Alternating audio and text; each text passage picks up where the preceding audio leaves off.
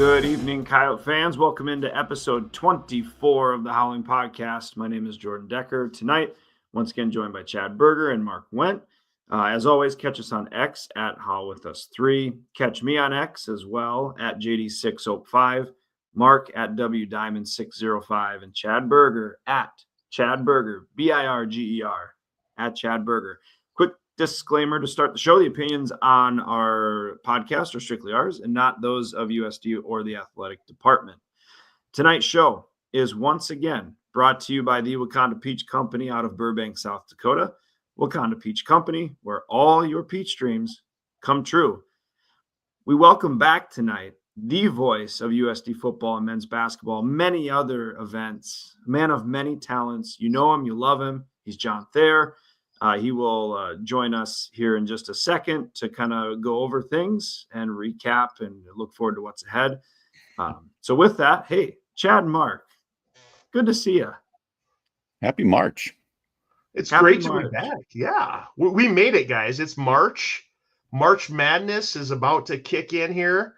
I did want to mention, Jordan, if you noticed on our Wakanda Peach Company, we got a couple extra things added on here. Anti-Runza and anti-Outrunners. Okay, so those jabronis still haven't responded to the tweet from last week, so we'll see what happens there. But lots of fun last week with our show and our eye chart of the week, and we'll go over that later today as well. We also had some requests to add some boycotts to that slide there, so we'll see what happens. Okay, we'll build on it. Well, let's go over the results here from the past week real quickly. Men's basketball, tough loss on Wednesday evening at NDSU 82-78, and then the big win at home on Saturday over UND 92-79. Women's basketball had a tough loss on Saturday at home against Denver 63-60, I believe was the score there, Mark. I didn't double check that. We had three guys double check this and we still screwed it up. Softball, 5-0 on the weekend, 4 shutouts, win streak at 9. Let's go. We're going to dive into softball here in a little bit later on. Track and field was at the Summit League Championships. Men's and women's teams both finished 3rd overall. Tennis, I was there. It was electric. Beat UConn 5-2. I'm going to talk about that later on in the show as well.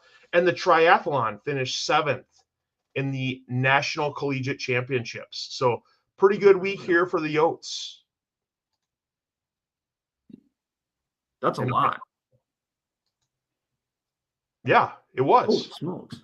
Yeah, it was a lot. Well, Chad, hey, where's the banner? Chad Berger, big tennis guy.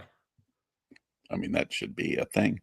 Oh, I don't have it. I do have this one from last week though. Yeah,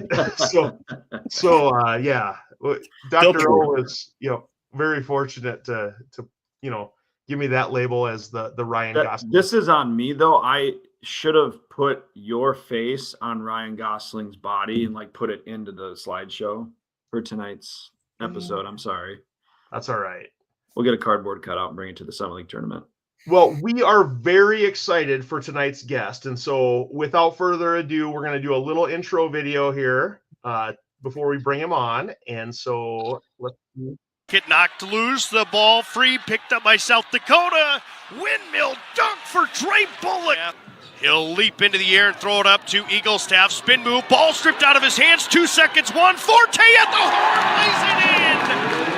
Chase Forte high-fiving the courtside seats across the way. Not cold. Coyotes will move quickly. Paul Bruns to Dre Bullock. Drives in, two-hand dunk, and he's fouled. Contact. Coyotes wanted a foul, didn't get it. Forte moves left, stops. He's going to pop the 3. My goodness. Well, good intro there, and so we'll welcome the man himself that made those calls onto the program, Mr. John Thayer, the voice of the Coyotes. Welcome back, John. You're on mute, though. Got to unmute. Thanks for having me. Sometimes some people think I'm better on mute. Yeah, no, I appreciate it, guys. I'm excited. Well, John, it was a big win on Saturday for the Yotes. But Wednesday night kind of sealed up the standings for the Summit League tournament. The Yotes ended up finishing in 5th place. Where kind of based on the results during the season, do you think that's a pretty good place for the Yotes? Yeah, I mean, I think it's what they've earned. I think when you look at how USD season has gone throughout the course of the year, they haven't beat 2 of the teams that are above them right now. They've beaten 2 of the other teams ahead of them each one time and lost to them. So, I mean, I think they're right where they should be. Obviously, got off to a little bit of a slow start out of the gates with Kansas City down in Kansas City, but this team's responded well. And so I think they're in a spot where, they kind of earned this year. And, even here about a week or so ago, I mean, it was realistic that they could finish up as high as like number 2 in the standings. And so it's they've had everything, all their goals have been in front of them the entire way, which is exciting for this group. And they are where they're at. And now you just got to go play the games in Sioux Falls. Well, John, I'll go ahead and ask a quick follow-up question then. The women obviously finished a little bit lower than we're accustomed to in Vermilion, but the women end up with the 7 seed. Does that sound correct? Yes. Going into the Summit League tournament. I know you don't get a chance to watch every single women's basketball game, but other than the Grace Larkins being really, really good at basketball, what are some things that the Yotes can build off of going into the tournament?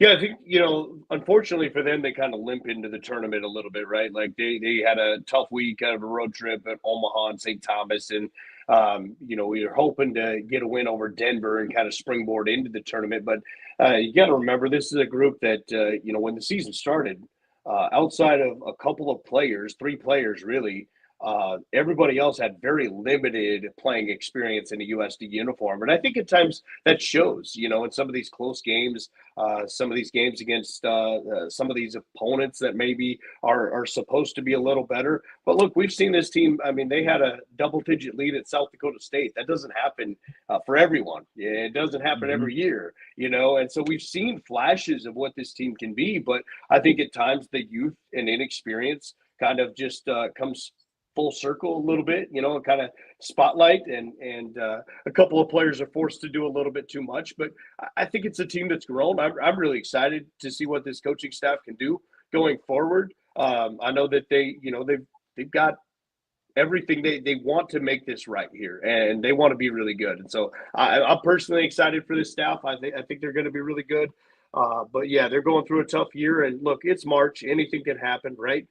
They battled with Oral Roberts down in Tulsa, so who knows what could happen. But the thing is, to win in March, you have to have everybody on board, and you have to have everybody committed to trying to get the win. Otherwise, it's going to be a tough go at it. John, I was going to go back to the men, and early in the season, the talk around water coolers where I was at was we can't play defense and our free throws suck. I think lately, last 2-3 weeks, I think that's completely turned around. We're playing games in the 80s and high 70s for the most part, and been in every game. From your point of view, what has been the biggest improvement of the men from the first game of the season to where we stand now? Yeah, I think to touch on like free throws, like everybody continues to say, like, we're working on it. I promise. We're trying to get those things right. And I think some of the things that have helped with the free throws is in some of these games, really some of the big guys, like Ashton Smith hasn't shot a lot of free throws. He did on Saturday, but he hasn't seen a lot of time because this team's played small, right? But I think they just continue to be committed to getting better at that. I mean, shoot, what game was it? They were was that St. Thomas? They were 24-25 from the free throw line, and that's pretty dang good. So excited to see that step forward. As far as defensively, I think that early in the season, they had to figure out this press, and Coach Peterson and his staff and his team, they're committed to the press, and there's always going to be some times where fans are like, man, I don't think it's working. Like, we got to try something different, right? But they're committed to it. They want it to be their identity, and they've continued to try to get better at it. And so I think early on, there were guys just a little bit out of place, and there's always going to be times where that press gets beat. Okay, how do you get back and slow down a run? Now, we've seen that here recently, right? Where it looks like it might be a breakaway layup, and all of a sudden you've got some guys back there and slowing everything down. And so I think we've seen that now up at Fargo, as Coach Peterson talked about in our post-game show. Like I said, okay, they were just lobbing the ball over the press, and they were getting to the other end. How do we fix that going into next week's matchup against them? And he goes, get in the right spot. Like, we haven't done that all year. So you get in the right spot, you give up some of that. And I think, a big thing, and I know we've talked about it on our shows, you guys probably have as well, but Dre Bullock getting that hand healthy has been so big for this team. I mean, he's more confident defending again. If you remember early in the season, it was Dre and Chase. Whoever was going to lead the team in steals, you didn't know. But they were both getting after it. And there was a time where Dre wasn't as aggressive. That's because he was dealing with that thumb injury, right? And it hurt. Every time he caught the ball, it hurt, everything like that. And so when that guy healed, he's starting to catch the ball with the confidence. He'll whip a pass, he'll take some shots, and we've just seen him grow to a different level. So that's really exciting. And then I think the other thing that's really helped is, if you've noticed the last 2 to 3 games, Caleb Stewart is moving around a lot better than he has in quite a while. Yep. He's been dealing with that nerve issue kind of in his neck area and whatnot, and they've been trying to work on that, and he just hasn't been comfortable. But the last couple of games, Caleb Stewart looks like the Caleb Stewart we're used to seeing on the floor. And so for me, that's really exciting. I mean, you get a player like that, right, playing at a high level to add to this group. And so I think just the commitment's growing to the press. And they figured it out throughout the course of the year, and they've really worn some teams down in the second half. John, to kind of keep going, looking ahead to Friday night's matchup against NDSU, you look at the 2 matchups that the Yotes have had against them previously, and obviously Moni wasn't playing the last game, but Jakari White, kind of a big deal. And then what was the guy's Dissett? Had the 16 and 13 for them this last game, kind of a stellar game for him that we're not really accustomed to seeing in the Summit League for North Dakota State. But what's the matchup look like against NDSU when they're at full strength, and combine that with how USD's been playing recently? Maybe disregard the last NDSU game. I don't know if it seemed pretty vanilla. Like, let's just stay healthy, play a good game. But like, what are we looking forward to in this matchup in Sioux Falls? Yeah, I think it starts with a better effort. Coach Peterson was not happy at the end of that game on Wednesday, right? He didn't feel like they showed up to play in the first half. He didn't feel like they were doing a lot of things right in that game, and they still had a chance late in the game to win. They were up 74-70, and then gave up like a 7 or 9-0 run or whatever it was, and just kind of put themselves behind the 8 ball, right? The question is Jackson Moni, right? How healthy is he? And was that precautionary that he was out in their last game? Or is it something, bigger that we'll find out as we get closer to the tournament? And what's his status for the tournament? And I don't know the answer sitting here today, right? But he's a big piece. He's one of the leaders in the league in scoring, very aggressive. Jakari White's really, really good. And I've said all along, like early in the year, right? Jakari White, or NDSU, kind of goes as Jakari White goes, right? Because if he's making threes, he's a really, really good player. But if he's missing them, he's kind of a liability. But he's taking his game to a whole nother level, and he's playing really good. And don't sleep on Mason Miller, man. He can really shoot it. He's like one of the best in the country in 3-point shooting, and they've got other guys. And so I think the challenge with North Dakota State is every single year we have seen, well, some years they've been good, but there's been a couple of years NDSU has not had a great season, right?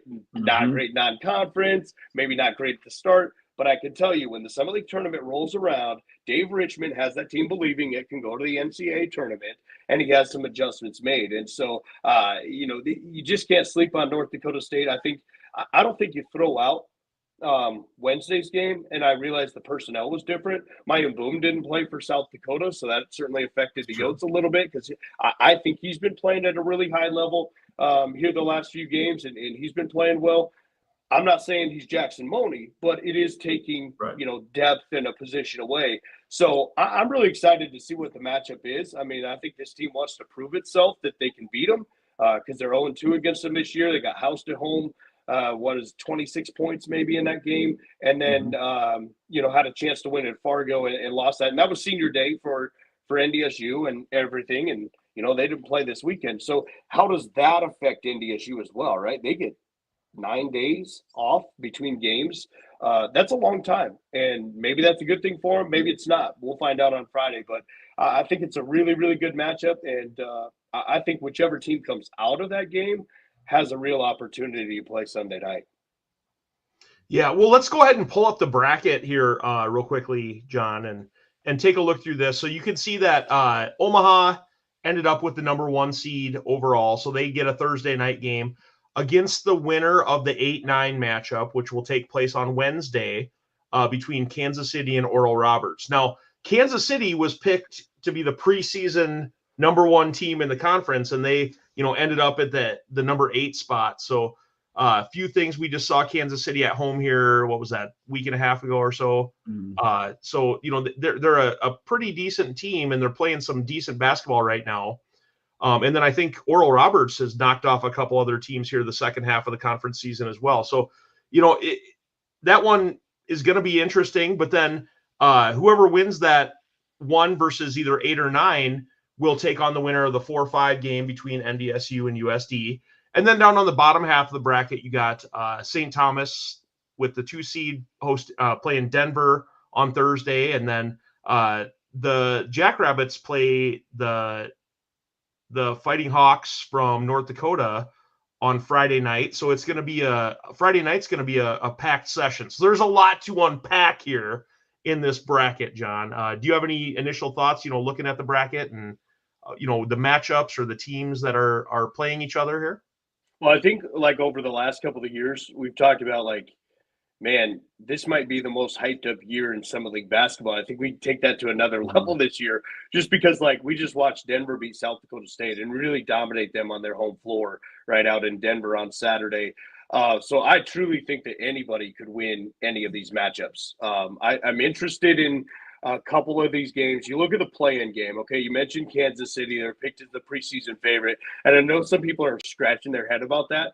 But if you think about today's basketball world, okay, Kansas City was, 3rd last year, I think, in the Summit League? And they brought back the most recognizable roster of anybody in the league. So they're a slam dunk for the preseason favorite. Whether or not it works out that way, we didn't know. You didn't know how some of these players were going to adapt to this basketball, right? We didn't know what was Jackson Mone going to be like. What was Oscar Clough going to be like, and some of these players and how they adapt to Summit League basketball. So I think that's why they were picked number 1. You look at the rosters, and a lot of rosters really turned over, and Chase Fortes, Dre Bullocks, we didn't know how some of these players were going to be. So I think that's why they were picked number 1. Now that game could go either way. Oral Roberts and Kansas City, obviously. And then the winner gets Omaha. I think Omaha's a really, really good team. I think Markel Sutton is phenomenal. J.J. White is really good. They added Lance Waddles from North Dakota State. He's been a great contributor to them. They have Isaac Ondakane inside. He's just a huge human being, big. And Tony Osborne, I think, is playing at a really good level. So Omaha is in a really, really good spot. NDSU, obviously, a lot of how far they can go is the question of the health of Jackson Mone and how effective he can continue to be. I think USD is built as a team that can win 3 games in 3 days, because I know people are going to say, man, I don't know if they can do this press, right? 3 days in a row, things like that. But it's got to be one of the most conditioned teams in the entire Summit League, right? Because they've done this all year. This isn't anything new. They pressed Mount Marty. They pressed Iowa, Nebraska. They've tried it against everybody. So I think USD is built to have it. Now they've got to play really, really well to win these games. St. Thomas is obviously really, really good. They can just get up and down the floor. Their shooting percentage away from home is quite a bit different than it is, at home. So very, very different. How does that translate to the Denny Sanford Premier Center? And I'm curious how their matchup goes with Denver, because Denver got Carr back a few weeks ago, and he's playing more and more. Now they have 2 bigs. So does that force St. Thomas to play both Bjerke and Byrie in the game, and how does that change their shooters? Or can Denver put two big guys in at the same time and stay with St. Thomas? And I don't know the answer, right? I think when you look down to the bottom one, North Dakota is a team that can be hot and cold. And we saw that in our game on Saturday. I think they can be really good. They can get hot. They can be make a little run here. I think they can win that matchup. But I think Oscar Clough is the best player in the Summit League, and I think he's really, really good, right? So how do they build that around him with the young players? They still have a lot of young players playing in their first Summit League tournament, South Dakota State, that is. How do they adapt to that, right? And they lost one player for the year, so their depth is down just a little bit. So I'm really curious how they play in this tournament. But you look up and down this bracket, and I don't know. I don't. This could be a hyped up tournament that goes chalk, and this could be one of those is it the NSAC right now that's had a lot of upsets in their tournament? So, and then that could happen in this one too. So I don't know. I'm really excited for it. I'll be interested Thursday and Friday nights to see what we got. But that's probably more than what you wanted there. But that's my brief overview of each of the teams, because I really think, South Dakota has the ability to play small, right? We've seen that in a couple of wins and a couple of close games. St. Thomas has the ability to play small. And some of these other teams, they have to use their big guys. And how does that affect what they want to do? Pace and tempo is going to be interesting. And I'm excited to see what happens this week. John, I want to switch gears just slightly. You talked about the big man from South Dakota State being probably the player of the year in the Summit League. There's been a lot of talk on social media here lately about the Summit League calling it player of the year and not MVP. And I don't know if you have a vote or not, but for player of the year, does win-loss come into that equation for you? I think it does to an extent. If you look at the men, okay, I think the top three players in the Summit League are Oscar Clough, Markel Sutton, Clough from State, Sutton from Omaha, and Jackson Money from NDSU. So to me, I'm going to put Sutton and Clough a little bit higher because they're higher up in the standings, right? Because I think they're the best two players on two of the best teams. And so I think it depends. It depends the numbers of the player, right? And it depends on that particular team. I know that the argument has been all over about women's basketball and what should happen there. I don't like the idea of Grace Larkins being punished because she's not surrounded by a lot of other talent. I think she is obviously a phenomenal player. She not only leads the Summit League in a lot of categories, but she's been nationally up there. And so I really like Grace for player of the year, but I can understand the argument saying, look, that's a player on a 7-seed team. Like, there's other players that led their team to more wins. Those players also have, a different supporting cast around them. So I think there's arguments to be made both ways, right? Because you can argue it's the same thing when we get the Heisman Trophy, okay? Is it the player of the year or is it the MVP? Because they're not necessarily always the same thing. They can be, but they're not necessarily the same thing. Like, I would say Oscar Clough for South Dakota State is their MVP and their player of the year because everything goes through him, right? Markel Sutton, he might be their player of the year. He might not be their MVP because they've got, I think, a lot of other talent around them, experienced talent. So I think there's, it's an interesting debate and argument, to be honest with you. It is tough when you do have a vote. I have a vote for men's basketball. And so when you go through some of these things, only certain players are nominated. I can't pick anybody from any team for every category. You get X amount of players you can pick from. You rank them in the for the player of the year. Here's how it's chosen. You don't pick, I'm picking this player for player of the year necessarily. You rank players 1 through 11 who are going to be on the all tournament team in your opinion.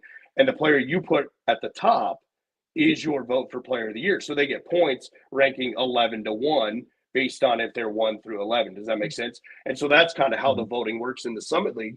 And so you kind of do vote it, but it's not its own category of saying, like coach of the year. We literally click a coach of the year thing and you pick who you think is coach of the year, right?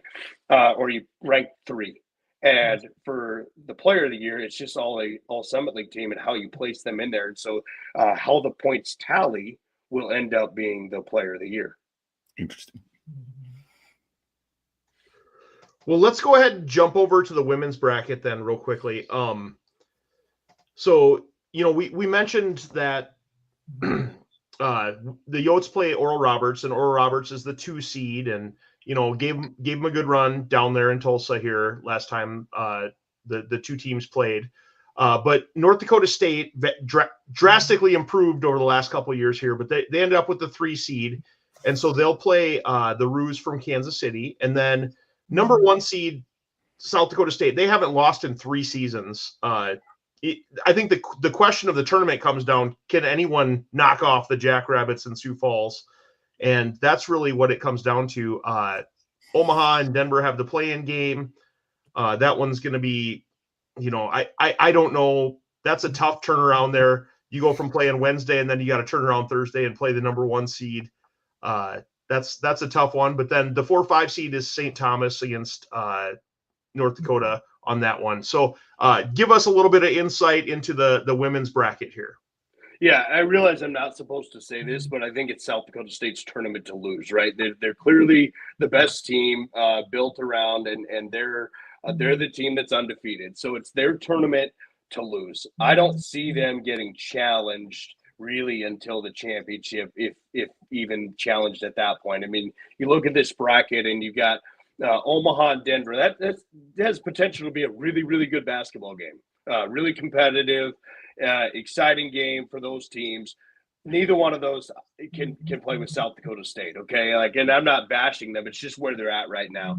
And then they're going to play either St. Thomas or North Dakota, and those teams have played with them a little bit. But I just think when it comes to the Summit League tournament, you're going to see a different level of some of this play. And so I don't see South Dakota State losing until Sunday, if they lose at all in this tournament. Now, for the other side, South Dakota obviously lost handily at home to Oral Roberts, but they battled with them down in Tulsa. They had chances to take the lead. They had chances to maybe do something down there, but that was early in the year. So how confident is this team going into it? And if they believe that they can win, then they can try to do some things to balance out Oral Roberts. Now, Oral Roberts is really good. They've also gotten better over the last couple of years quite a bit.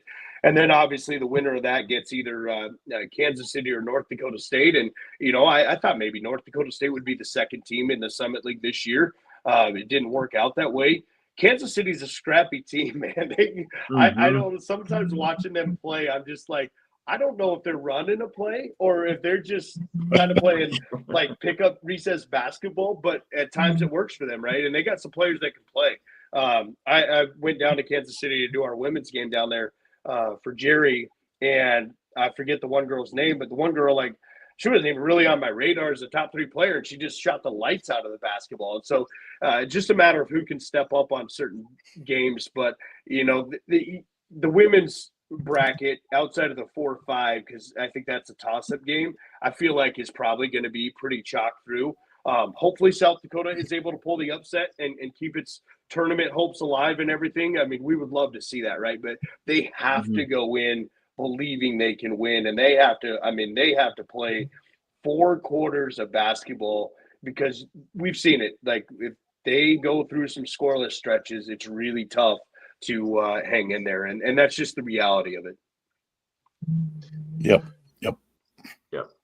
So John, sometimes we hear about some of these, second tier tournaments like the NIT, CBI, ABCD, whatever those tournaments are.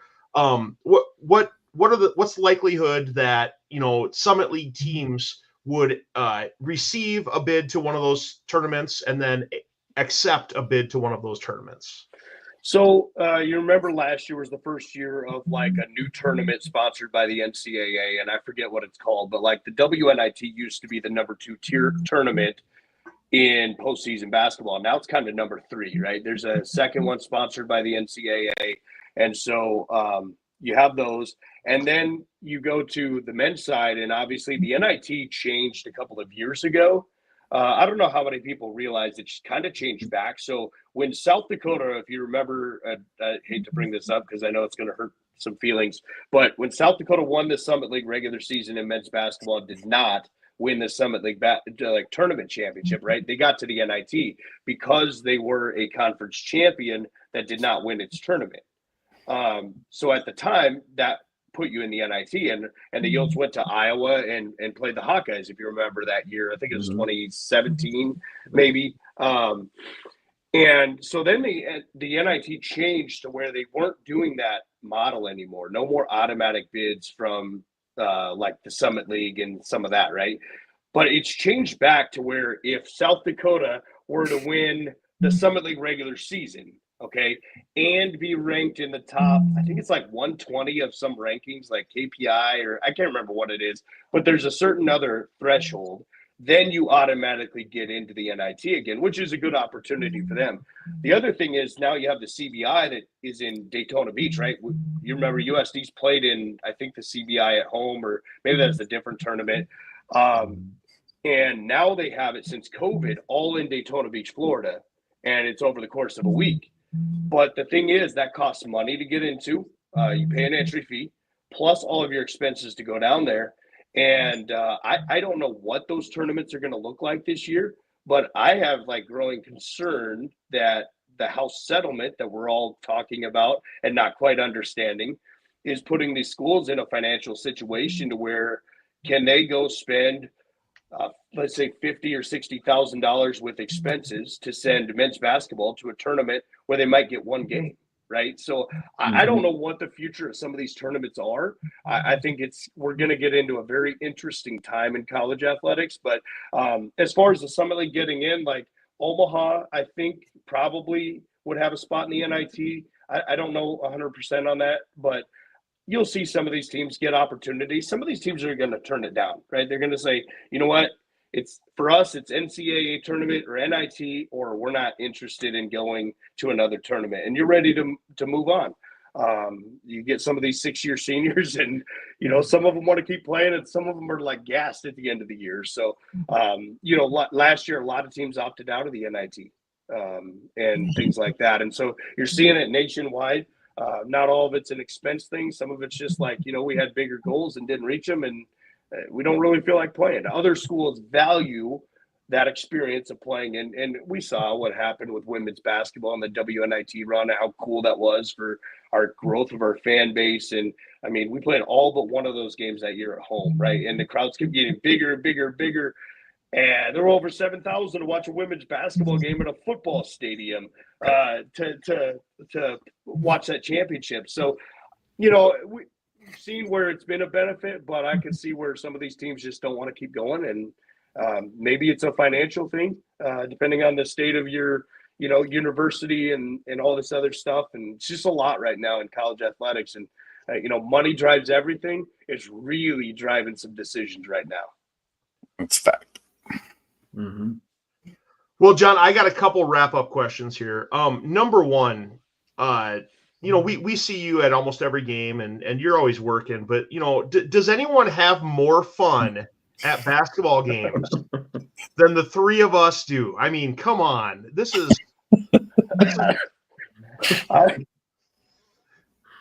excuse me. I don't know, but the Shark Hats were a different level. You know, I had to go say hi to someone on Saturday that I've not seen in a very long time, and I go down the steps and I look over, like Mark's the first one I see, and I commented about Mark's hat, and Chad's like, "Hey, I'm right here with a Shark hat too," right? Like, don't forget about me.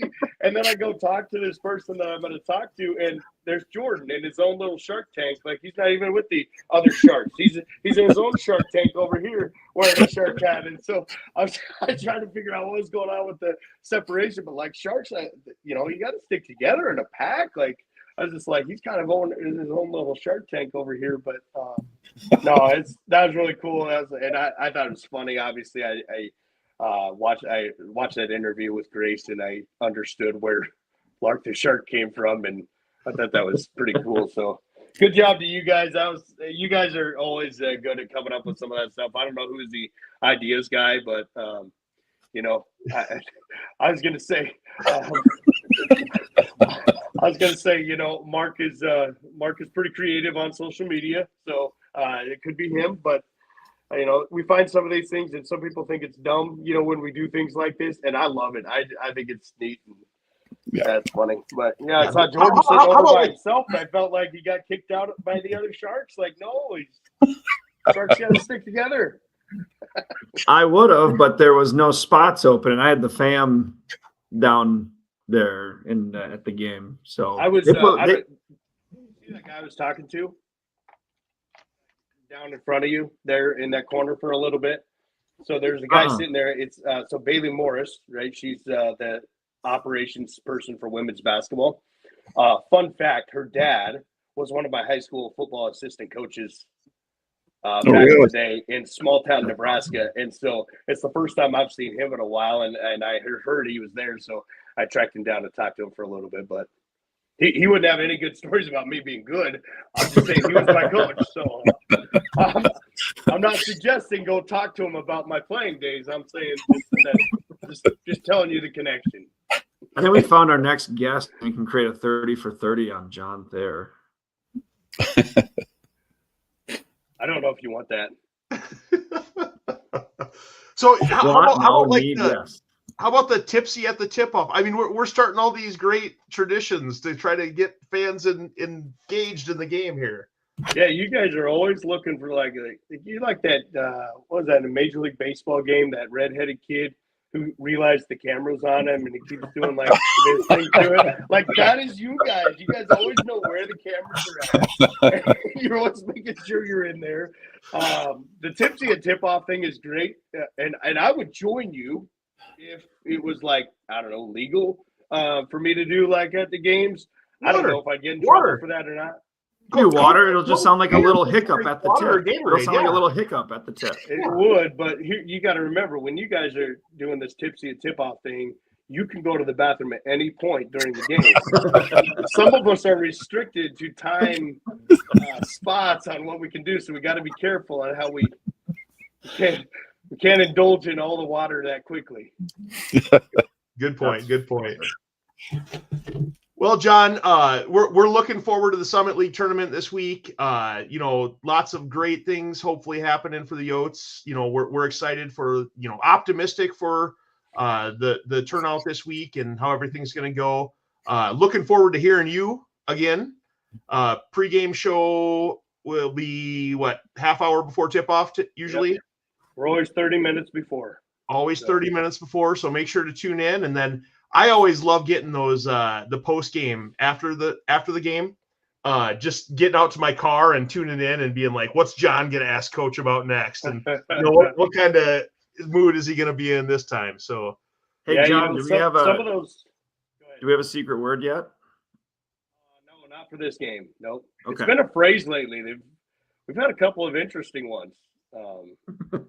Saturday was I'm all jacked up on Mountain Dew.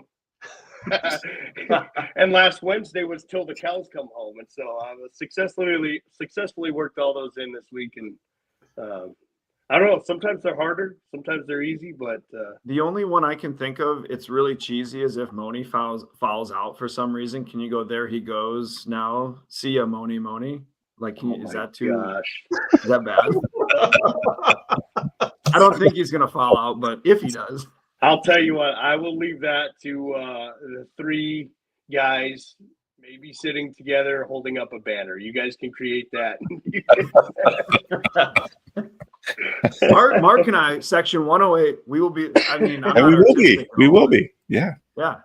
Yeah, no, I'm excited for it. I love the Summit League tournament. I used to go to all the games, and anymore, some of these seasons get so long that, like, if USD's not playing, I don't have a lot of interest in spending hours and hours at the Denny Sanford Premier Center, but I know a lot of people do. It's March, it's basketball. A lot of people, you know, you get to this point in the season, and this is what it's about, right? And so I'm really excited. I think anything could happen in this tournament for a number of different reasons. I think we've seen everybody compete with everybody at some point, and I don't know how it'll shake out, but I'm excited for it. And, you know, hopefully we're still there Sunday night for a reason.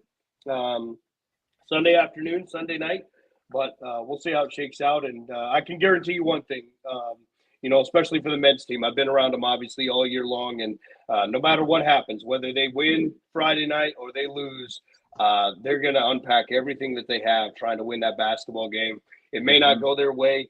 Maybe it will, but these guys, they believe they can win, and they really want to get this done here. So I'm excited for it, and can't wait to see what we see on Friday night. We're looking forward to it as well. One final question here, John. One final question. Will you call the tag team steel cage match between Mark and I and the Outrunners if they come to the SCSC next year? If they are man enough to show up, face you guys, I'm in. Let's go! Yeah. This would be just like I won't even charge you. This would be like community service. Like I should get charged for getting to watch you guys take those guys on. That's what should happen. But those guys were walking around down in Omaha. That was funny. You guys were up there, up behind me or whatever you'd said, and those guys I'd kind of talked to them a little bit before, and then all of a sudden the one guy's putting on this shirt that's like partially ripped already, and I'm like, you're cheating. You can't rip a shirt. Those are fake muscles. You have an already pre-ripped shirt that you just like. I can rip that shirt. What are you doing? So I was really hoping they'd roll out a mat and let them go at it a little bit, but they didn't. They were just there to promote an event coming up, and maybe that's it. Maybe you can call the people they work for. You guys can roll in as the duo. Oh, Chad is trying down in Omaha. What music would you play, right? Like over the loudspeakers where you guys just make your entrance? Right? Seven Nation Army. he didn't even hesitate. He's got this whole plan. This is great. So I've never asked, what's my role in this, guys? Am I like Mick with the 2 towels and the spit bucket, just walking out behind you with half a pack of gum in my mouth? Dr. O did chime in that you're the water boy. Yeah, you're just our manager. I'd rather be spit bucket man. I think you're also going to be patting them on the back saying, you guys are doing great. Keep going. You're like, no, I'll be talking out the side of my mouth. What the hell are you guys doing out there? Oh. Yeah, make it happen. I'm in. All right. Well, thanks for having a good time with us and helping us preview the Summit League tournaments, John. We look forward to seeing you later this week. Glad to do it anytime. Keep up the great work, and thanks for having me. All right. See you tomorrow, John. All right. Woo! Let's go. A+. Ready to rock and roll now. A+. Yes, absolutely spectacular guest and person, and glad to have him as a friend of the show. All right. Well, next up, Mark, news and notes. News and notes. Unite for USD happened this past week and raised over $2.6 million. I'm told that is a record. Season tickets are available for men and women's basketball, volleyball. Track and field finished third, as we mentioned earlier. Summit League track, I think we mentioned earlier, at Track and Field Summit League Championships. Softball is also on a 9-game winning streak. I think their total run differential during this, it's like 63-9 or something. Just really on an impressive run. We'll talk more about this in a bit, but Grace Larkin has passed Nicole Seecamp, second all time. And friend of the show, Dr. O, after following up her Professor of the Game, wins the NASP Presidential Award for work with the American Psychological Association. So congrats to Dr. O once again for a well-deserved award, I'm sure. Congrats, Dr. O. If you're watching out there, congrats. We always appreciate talking with you, having you on the show. Just another award that Dr. O has won that Chad Berger has not. So congrats. That one might be tough for you, that one. Well, that one would be tough for me. Well, let's talk a little bit about basketball. So let's pull in some of the box scores here. This is the Denver women's game on Saturday at the SCSC. Denver finished on top 63-60. And this one, it was kind of Denver got off to the hot start right away, shooting the lights out first quarter, 23-13 lead, and then kind of came back to earth in the second quarter, and the Yotes just about evened it up at halftime. And then third quarter, Yotes came out and kind of put it to them for a little bit there. And then just fourth quarter ran out of gas or something, and Denver ended up pulling off the victory 63-60 in front of 2,400 plus at the SCSC on Saturday. Didn't help. They went set like they're the worst 3-point shooting team in the league, and they hit 7 3-pointers in the first quarter. Right. Insane. Yeah. March. Out of 23 points, 21 came off of 3-pointers there in the first quarter. And I think the other 2 were free throws. So the other 2 were free throws. Yeah. It was interesting first quarter. Down the end of the game here, times were a little tough, but you can see the individual box score. Grace Larkins finished with 25 points. She needed 17 to move into number 2 overall. She also had 11 rebounds and 5 assists on the game, as well as 2 steals. Alexi Hempy was hot shooting from 3-point range, 6 for 12, finished with 18 points on the game. And then Carly Duffney and Gabby Wilkie each had, put in 6 apiece and had a few flashes that showed some optimism there. But unfortunately, the Yotes were unable to come out with the victory. Yeah, I think like what you guys said and what John said, they just ran out of gas. And I just hope they play with, not that they aren't, but, this Summer League tournament, give it all you got. Play for that name on the front of the jersey, see what magic can happen. It just didn't seem like everyone was dialed in against Denver. I was looking at the box score when I was putting together slides, and we didn't shoot the ball. I mean, we shot the ball much better overall than we have been. We didn't turn the ball over. It just was one of those games where it came down to the last 2-3 minutes, and they made the plays, and we did not. That's really what it came down to. Yeah. Maybe a phantom push at the end. We won't get into it. Well, our friend Zach didn't have a great game there in the second half, but we'll go ahead and pull up the overall totals here, Mark, if you want to walk us through this. Yeah, so we've been doing this for a couple weeks now. Grace Larkins, really, really good at basketball. She passed Nicole Seekamp, as we mentioned. She's 77 behind Manny Kopel. Would really help if we could win a game or 2 in Sioux Falls to help her get that. She did move into 4th all-time in assists. Some of these other numbers you look at, I think it's very conceivable that she'll end up 4th all-time in rebounds behind Hannah Shervin. She's only 6 behind 4th place there, so free throws made would be another one. She might be able to pass her assistant coach in Amber Cunningham, formerly Amber Heggie. In steals, it would probably take a little bit of effort. It would be a 5-6 steal game to get into 6. But overall, like we've been saying for weeks now, just one of the absolute all-time greats at USD. And hopefully the postseason awards will make note of that. Certainly deserving. Well, I wanted to go ahead and jump ahead a little bit here. And, we talked with John about having fun at the game, and he brought up the Shark hats. And so I wanted to, let's just jump in here and talk about the Shark hats and how much fun we had at the games on Saturday. Mark, you want to kind of walk us through some of these photos here?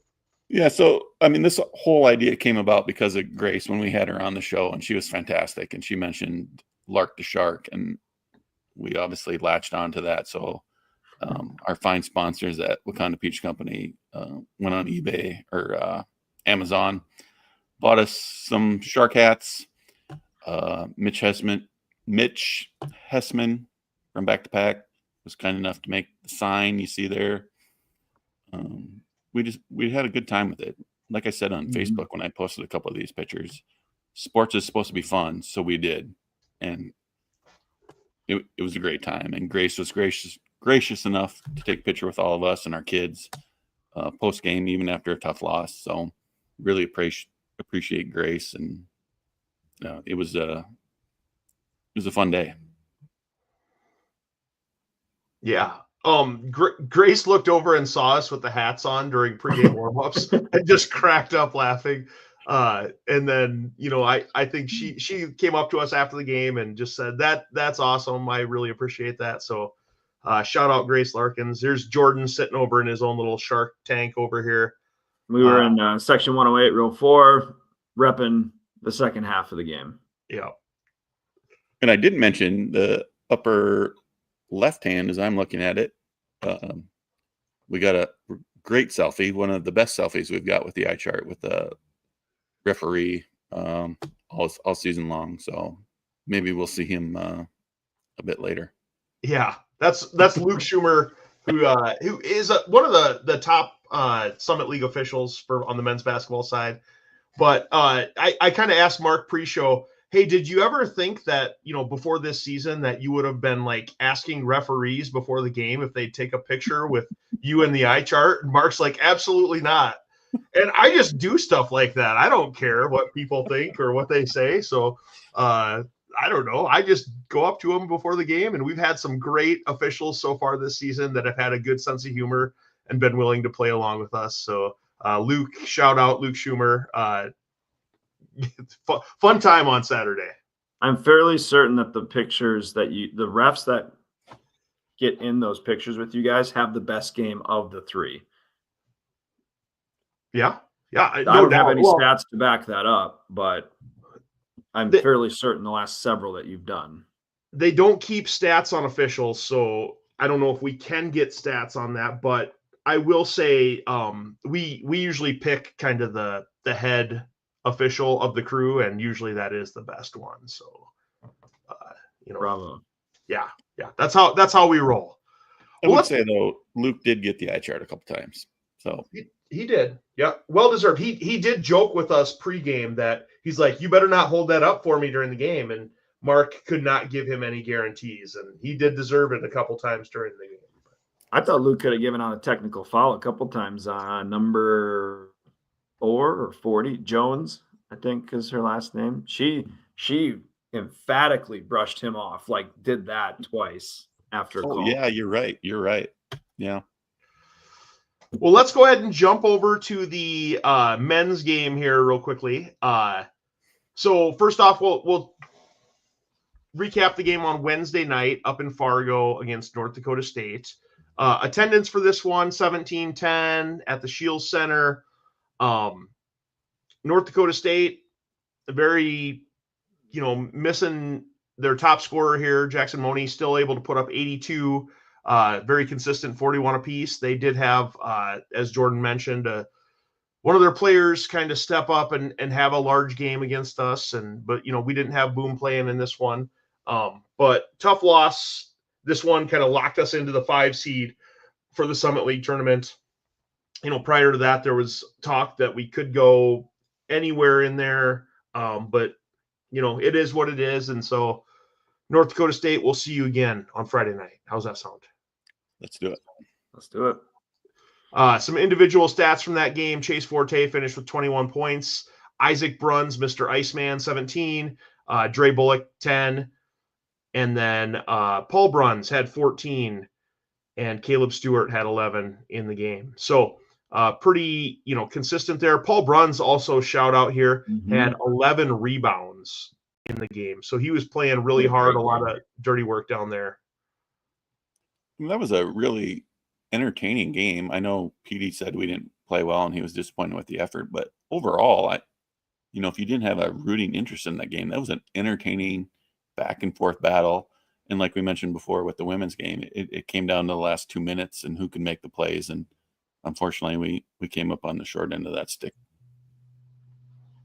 But I was just watching it going, just stay healthy. Like, don't roll any ankles. Just because I think by the time we started the game, correct me if I'm wrong, but it was a matter of playing in a white jersey or a dark jersey. Yeah. A Summit League tournament. Like 4 or 5. No. So that's where my mind as a fan was at. I want you guys to win, but just be held. Like, don't get hurt. Mm-hmm. We're due against them. Let's go. Yep. 0-2 against North Dakota State on the season.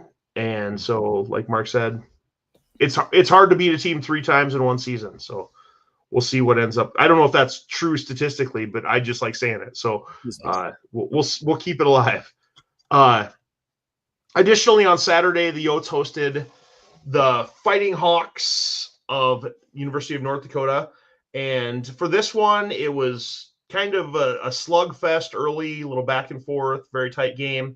And then with like last couple minutes of the first half, the Yotes really kind of opened up a 9-point halftime lead, which, never really looked back from that. North Dakota had to fight back in the second half, did fight back for a little bit, got it close, but, just kind of, I don't want to say ran out of gas, but I mean, they did. They did. The Fighting Hawks aren't quite as deep as the Yotes are and don't quite have that endurance. And that was very evident in the game up there earlier this year, but I could see that some of that on Saturday as well, where, the Yotes just had a little bit more pep in the step at the end of the game. This was a little bit of the old Florida Gulf Coast. Was that Dunk Oh, U? Yeah. There was a Dre Bullock put on a show. There were some other dunks as well, but I know Chad and I talked about, can you imagine being as athletic as Dre Bullock is? And the answer both of us had was no, because we'd break our knees. It was really fun. Let's go ahead and let's play the video one more time, because this was fantastic. Pass ahead to Mayor, pocket knocked loose, the ball free, picked up by South Dakota. Windmill dunk for Dre Bullock. He'll leap into the air and throw it up to Eagle Staff. Spin move, ball stripped out of his hands. 2 seconds, 1. Forte at the horn, lays it in. Chase Forte high-fiving the courtside seats across the way. Not cold. Coyotes will move quickly. Paul Bruns to Dre Bullock. Drives in, two-hand dunk. Not a great angle. Defied gravity. Nuts. I will say those first two, you guys, like the section where I was at, I don't think people knew what happened. Like on the side of arena where we were at, like, because I'm watching and just like the way the players were standing up, I didn't see it was a windmill right away. Oh. And then Chase, like we score, and then Chase just, steals it and scores again. And the arena they didn't go crazy for both of those plays. I don't think people knew what actually happened. Like if you went down and like grabbed your drink or even stuck your hand in to get popcorn, you missed both of those plays. Yeah. Right. I don't think people quite knew. Well, and then the other one that I wanted to show here that we got clipped up is Coyotes wanted a foul, didn't get it. So North Dakota was trying to make a run here with about 90 seconds left, and I think one of their players had just hit a 3-pointer and was pretty proud of himself coming down the court. Number 4. Yes. Yep, number 4. And then Chase does this. Forte moves left, stops. He's going to pop the 3. My goodness. Oh, dagger. Oh, my. Chase was amazing. Yeah. Woodson. Darius Woodson. Yes. Was a good ball player. Very. He had a good game. Well, Chase did have a great game. Chase finished with 31 points. Including 3 for 3 from 3-point and 6 for 7 from the free throw line. So, we talked about free throws earlier, and the Yotes overall finished 30 for 36. That's pretty doggone good. That's 83% if my quick mental math is checking out here. So, doing a good job from the line at the end of the season when it matters. Dre Bullock, 15 points, 4 rebounds, 3 assists, 2 steals. I mean, just doing everything out on the court. Caleb Stewart knocking in 9.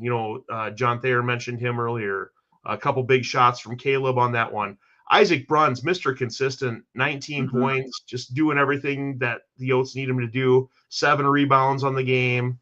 And then Ashton Smith had a pretty good game inside with 8 points. Couple big dunks from him as well, and 5 rebounds there from him. And Paul Bruns, 6 rebounds again, just doing his thing. And I know for Paul, this is a big game, senior night. The seniors that were honored, Chase, Caleb Stewart, Dre Bullock, Paul Bruns, Max Mayum Burchell, and Mayum Boom. So great job by those guys, getting a little recognition before the game, coming out and playing hard and making it happen and getting the big win for the Yotes. It was fun. Can't wait for Friday. They're gonna be dialed in. Yeah, it's gonna be awesome. So let's go ahead and wrap up here. Coming up this week, men's basketball Friday night, 6 p.m. Summit League tournament versus NDSU.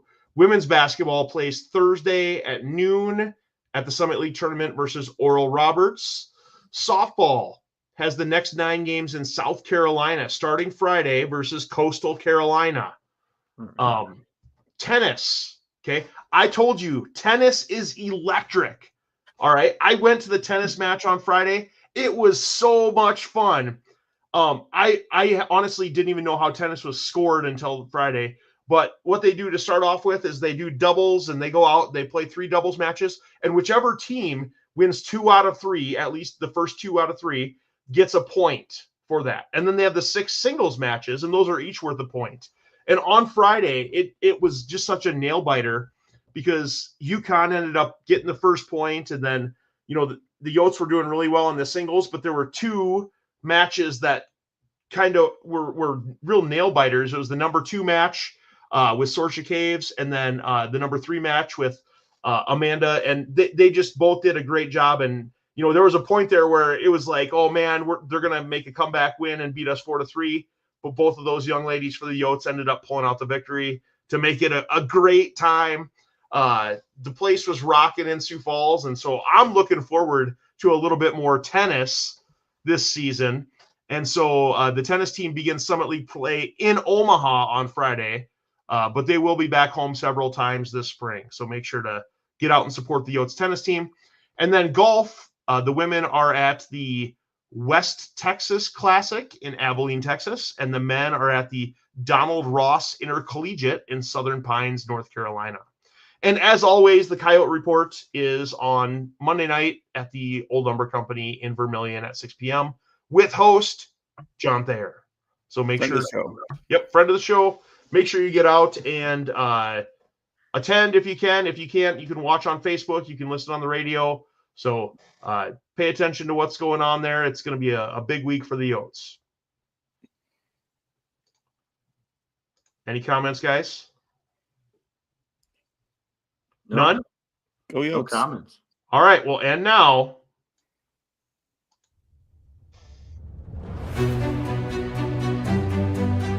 And that's just what they wanted to do there. And all things considered, again, as you see the eye chart cardboard cut, how appropriate. Through the review, the eye chart made its way to the video board. It really injected some energy.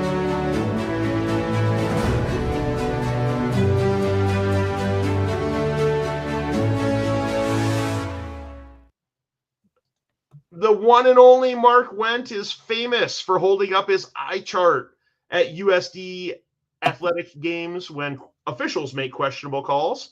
And so we are going to go ahead and give our eye chart moments of the week for people that maybe made questionable calls, whether in games or in life in general. So real quickly to review last week's results. We had a big one last week. Lots of people were involved, over 100,000 views on this one, Mark, and 52,000 votes. So impressive. Lots going on there.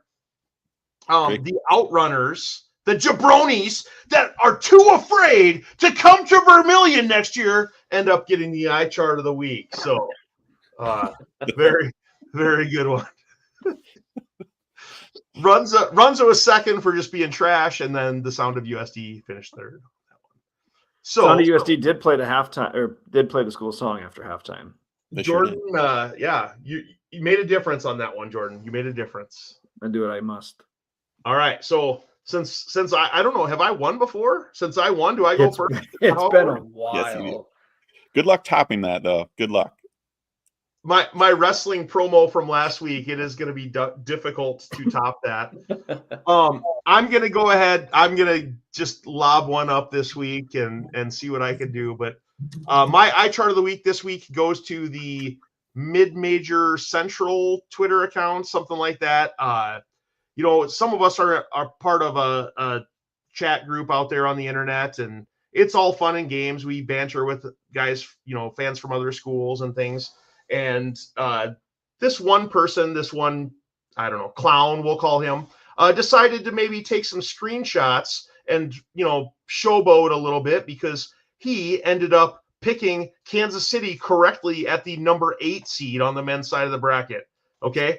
Wow. Take a victory lap, clown boy. Nothing, great there. But the fact that you screenshotted a group text that was private was kind of a Bush League move. And so that person gets my eye chart of the week. And Chad, it wasn't just a screenshot. It was a 50-second video scrolling through all of our What up?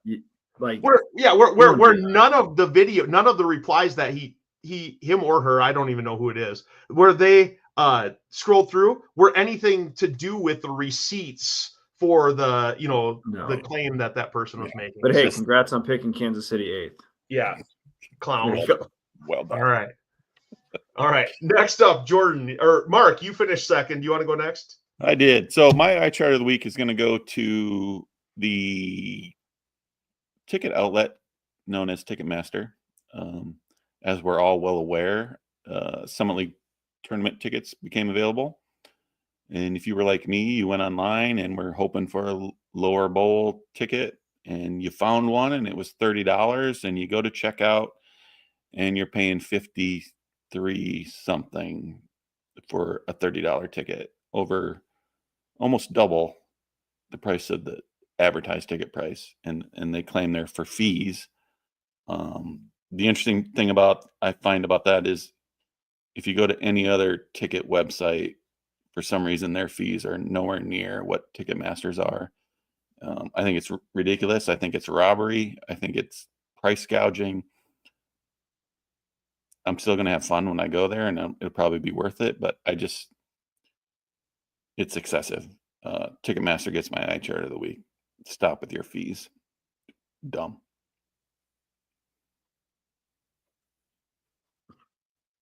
Got to put the banner up there. Yeah, I don't want to get in trouble. All right, Jordan, go ahead and wrap us up. All right, so mine goes to a former All-Summit League player that played for our rival SDSU and is currently on the Kansas Jayhawks roster, Zeke Mayo. My eye chart goes to Zeke Mayo's DMs and those. I won't say it on the episode because you'll have to put the explicit thing on there, Chad, but just a bunch of, we'll say, clowns.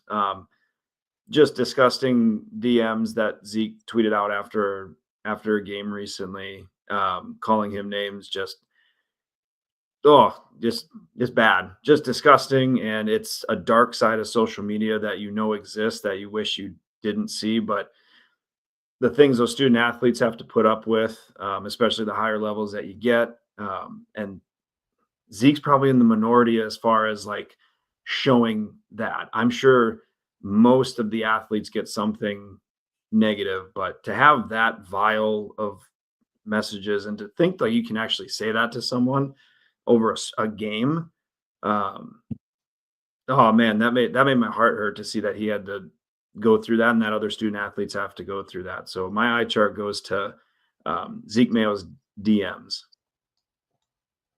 100%. Yeah, we got to be better as sports fans. No one deserves to get any type of hate speech or anything else, especially related to, their performance in a game. So be better out there, people. And, I know the Yote fans are better. But it's one of those things where, golly, that was awful to read. And I hope he goes off next game. Yeah. Like, I don't care if he shot over 50 that game. Like, he doesn't deserve that nonsense. That was gross. Yep. Yeah, and I believe his account he deleted or deactivated. I didn't see it anymore before getting on the episode tonight. Yeah, unfortunate.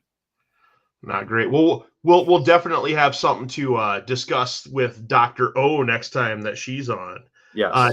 Dr. O did chime in and said, "Aw, thanks, guys. Friend of the show, frequent guest, great job, Dr. O, and looking forward to speaking with you again this week, hopefully at the Summit League tournament. But wanted to say shout out, thanks to John Thayer for coming on and talking some Summit League basketball with us. If you're able to head out to the Coyote Report tomorrow night at the OLC 6 o'clock, go hit that up. Support the Yotes and John as well. Right. So thanks to John Thayer for joining us tonight. For Jordan Decker and Mark Wendt, I'm Chad Berger. Until next time, go Yotes. Coyotes.